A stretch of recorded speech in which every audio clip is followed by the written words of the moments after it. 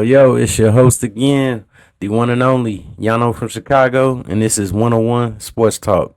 Let's go.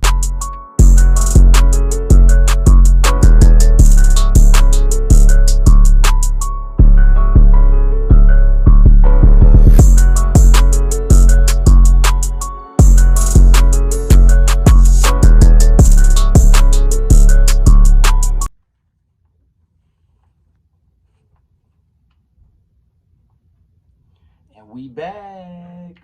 101 Sports Talk. I am your host, Yano from Chicago. Let's get into it. All right. Ben Johnson versus Mike McCarthy. I'm going to just flat out say it right off the bat. I'm taking Ben Johnson as the new Bears head coach in 2025-2026.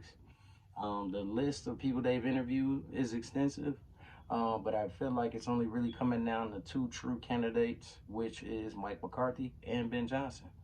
I believe Ben Johnson is definitely more than attracted to the Chicago Bears job, but give you some of my reasoning. Now, first, let's back up. Let's go through some of the other people that's been interviewed. The Bears have interviewed. The list of people they've actually interviewed and not requested just came out that the Chicago Bears recently interviewed or wanted to interview, requested Mike Tomlin, which was denied by the Steelers. So they've really tried to find their guy. Even though I feel like they've already identified Ben Johnson, and I feel like he was attracted to this job last offseason, when it was rumored that the Bears may get rid of Matt Eberflus. They ended up giving him one more chance this season, which he didn't make it through. Ben Johnson was taking interviews last season.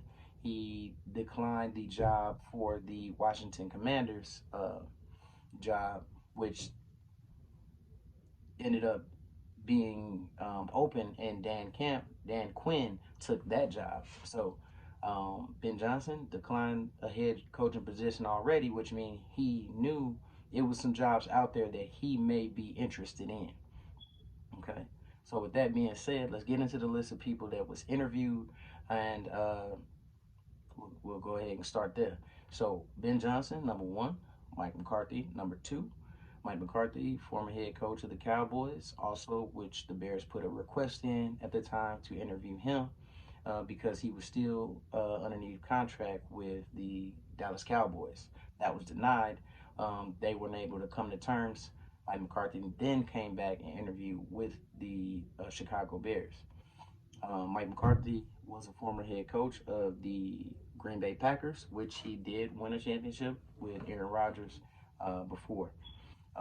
Next, we have Drew Pensing, Cardinals OC. We have Anthony Weaver, Miami Dolphins defensive coordinator. We have former Super Bowl head coach Pete Carroll, hasn't been in the league for the past season, or almost two. At this point, it'd be 2 years. Won a championship, won one in US when he was the head coach for USC. Thomas Brown, the interim head coach, who took over when um, Matt Eberflus was let go and fired. We have Mike Vrabel, who was interviewed, but he took the position and head coaching job for the uh, New England Patriots, which was thought to be his job if he wanted it. Todd Monken, the OC for the Ravens, the Baltimore Ravens. He was the former OC for the Georgia Bulldogs the past 2 seasons before he took over in 2022, 2023 for the Baltimore Ravens, which you can see the incline in production for Lamar Jackson, who's now in MVP consideration. David Shaw, recently Joe Brady, offensive coordinator for the Buffalo Bills. You can see they're number two as far as scoring points. You can see the production he's gotten out of Josh Allen. He's been taking over the play calling for them for the past few seasons. And then you also have Arthur Smith, that is the offensive coordinator for the Pittsburgh Steelers. With that being said, a lot of these guys that were on this list, I feel like the number one guy was always targeted as Ben Johnson. Um, I feel like I said, even last year he had interest in coaching the Bears. It did not come open and available. So I feel like he went back to Detroit. That was the first sign. Also, something that was something to be of note is, his agent came out and said, "Hey, um, these are the things that my client. This is what Ben is looking for the organization that he wants to, you know, come in and work for. You got to be accountable. You got to identify your mistakes, have a plan to fix those mistakes, and then also what's in the cabinets? Like what do we have to work with as well, right? If you look around, the teams that he's actually interviewed for currently has been the Chicago Bears, the Raiders, and the Jaguars. All right. Now let's identify those teams there, and I'll tell you why I feel like. Also, again, number two thing why I think Ben Johnson wants the Chicago Bears job. Number one, I mean the second thing. Not only is he familiar with the division, he's familiar with the division. He's played the Packers, he plays the Vikings, and he plays the Bears. So he knows the Bears' strengths and weaknesses.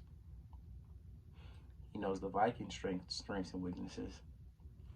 He knows the Packers' strengths and weaknesses. He plays them twice a year. So he knows what talent's on all of those rosters, what's in the cupboard, what he can work with probably, what he can't work with.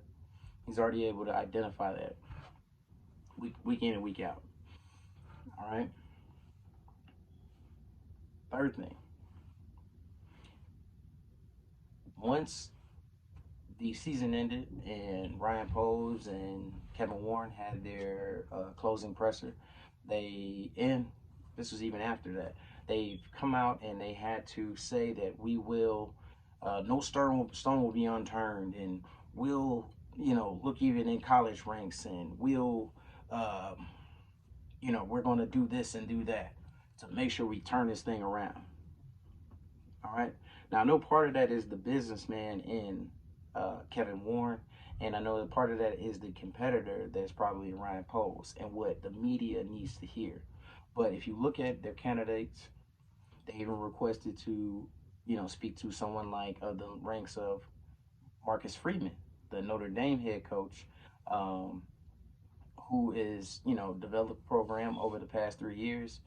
This weekend, they'll be playing for a national championship and the opportunity to win. So they have looked through college. They looked at coordinators. They've looked at, you know, former head coaches. They've done it all. But with this weekend closing in, we will see. We will see if the Lions win or they lose. What happens? They lose. I would not be surprised shortly after you see Ben Johnson be named as the head coach of the Chicago Bears. Mike McCarthy is a good candidate. He's coached, won a Super Bowl. He's developed quarterbacks before. He has Dak Prescott played at an MVP candidate level before. He's had Aaron Rodgers play at a very high level before. Won a Super Bowl with him. But when it comes down to it, and even seeing some of the insiders or former players and their opinions on who would galvanize this team, a lot of those guys have identified Ben Johnson. And I think, like, for example, even listening to Greg Olson the other day, he pointed out how everyone in the league known that Ben Johnson was going to be a head coach one day.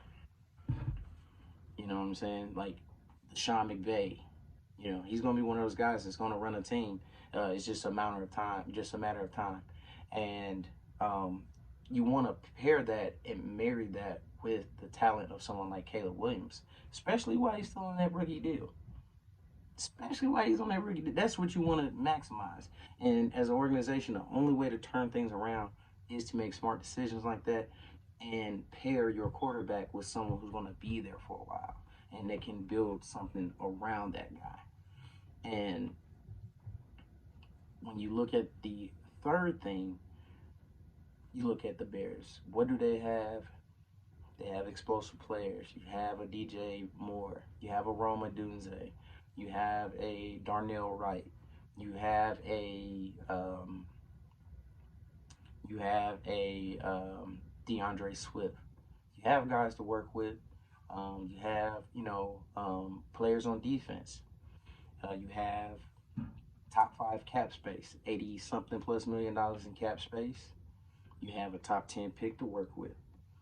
When you look around at the other teams and you ask yourself, would you want to take this job? Okay, so the Raiders, let's say he takes that job, okay? Now you're going against Pat Mahomes, you're going against Justin Herbert, and now you're going against Bo Nix. And you don't even have a quarterback. You don't have that much money. Max Crosby, he wants to be a Raider for life, but you gotta fix it. You got a superstar caliber player, have a couple other pieces on defense, but you don't have enough money to give everybody and build, and you don't have a quarterback. How do you fix that? Right? Now you got Tom Brady. He's probably gonna give you everything under the sun you want, but ask yourself, why would I take that job? Jacksonville, you got a quarterback. You got Brian Thomas Jr., who balled out as a rookie. He's a superstar level receiver. You got Travis Etienne. You got the Colts in that division. You have Houston, who's taking a step back a little bit, even though they're in the second round of the playoffs. Um, and then you got the Titans, who don't even have a quarterback. You have an owner that will spend, but he hasn't built anything yet as well. But he's willing to spend. They got a new stadium, or remodeled their stadium. Have a decent fan base that'll travel, but even then, they're traveling overseas at least once a year. Who wants to do that? Yeah, it's good for the brand of football, but who wants to do that? I don't know. That's just me. It's like they'll be overseas maybe once, maybe 2 times a year at this point. But you look at the final thing of the division and knowing and being familiar, like I said, with the Packers, with the Vikings. Having an inside scoop on your own opponent if you go against the Lions and you take that job of being the head coach of the Bears, you already know their weaknesses. So ask yourself, why would you take any other opportunity or other job?